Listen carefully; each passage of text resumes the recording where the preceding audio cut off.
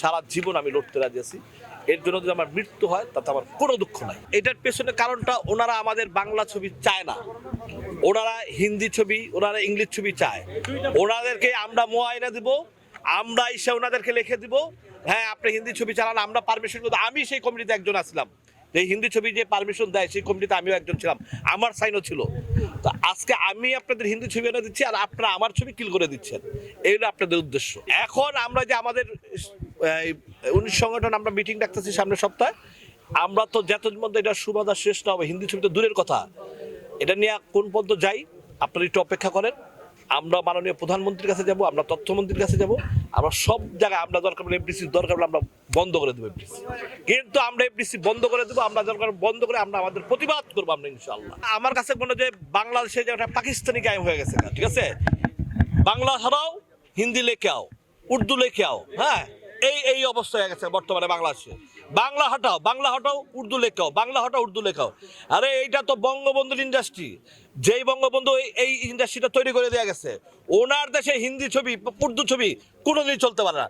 তারপরেও ওনাদেরকে আমরা একটা সুযোগ দিয়েছিলাম, হল চলে না, এরা চলে না, হ্যাঁ সেইখানে এই সুযোগ পেয়ে এখন আমাদের গর্দানেই তারা জব করতেছে, ঠিক আছে। আপনার দেন, আপনার সকালবেলা 9টার সুদ দর্শক হবে, 1100 দর্শক হবে, আপনার দিয়ে রাখবেন ভিআইপি শো, 3টা শো দিয়ে রাখবেন ইংলিশ ছবি, 6টা শো দিয়ে রাখবেন হিন্দি ছবি, আর বাংলা ছবি দিয়ে রাখবেন 11টা শো, দর্শক কি হবে? আপনাদের মন মতো কথা বললে হবে?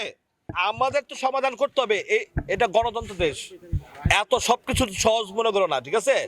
এইটাকে সমাধান অটোমেটিক হবে ইনশাআল্লাহ আল্লাহর রহমতে। 18 সংগঠনের মিটিং ডাকছি, 18 সংগঠনের মিটিং এরপরে যত ডিসিশন হবে সবকিছু হবে 18 সংগঠনের মাধ্যম দিয়ে হবে। এই পর্যন্ত যতগুলো হিন্দি ছবি আসছে, কোন ছবিটা হিট হয়েছে হিন্দি ছবি? আমরা তো আইনা দিছিলাম, সুযোগ তো দিছিলাম, একটা হিট হয়েছে আপনারা বলতে পারবেন? অতএব এই দেশে হিন্দি ছবিও চলবে না। এই দেশে ওনারা যে হিন্দি ছবি আমি তো দেখি মাঝে মধ্যে, যা ইংলিশ ছবি হিন্দি ছবি 10 জন হয়, 10 জন 20 জন 15 জন দর্শক হয়, তাদেরটা আপনারা কিভাবে চালান? সেই ইংলিশ ছবি 10 জন 15 জন দর্শক নিয়ে আপনারা কিভাবে চালান? আর আমাদের বাংলা ছবি 10 জন 15 জন নিয়ে চালান না কেন? আমরা কি বাংলা ছবি কি সিনেমা না? আপনারা তো আমাদের কালচারটাকে ধ্বংস করে দিচ্ছেন আপনারা। সিনেপ্লেক্সের কাছে আমার এটা আমি পাইছি, আমি যমুনা তো এটা পাই নাই, আমি লায়নও পাই নাই, আমি কোথাও পাই নাই, আমি স্টারে পাইছি। কারণ স্টারে ওনারা ম্যাক্সিমাম সিনেমাগুলো ভাড়া নিয়ে নেয়, ভাড়া নিয়ে তাদের ক্যাপচারে তারা রেখে দেয়, তারা তাদের মন মতো কাজগুলো করতেছে এবং আমাদেরকে দেয় কয় টাকা। আজকে আপনাদের একটা হিসাব দেই, আজকে আপনারা একটা মনে রাখেন, একটা সিনেপ্লেক্সে যদি 1 মাস হাউসফুল থাকে কোনো ছবি, আজও পর্যন্ত কোনো ছবি 1 মাস হাউসফুল ছিল আমি যাই না, যদি কোনো হাউসফুল একটা প্রডিউসার কত পায় জানেন? মাত্র 3 থেকে 4 লাখ টাকা। 1 মাস হাউসফুল থাকতে হবে, তাহলে ওনারা বিক্রি করে জানেন কত?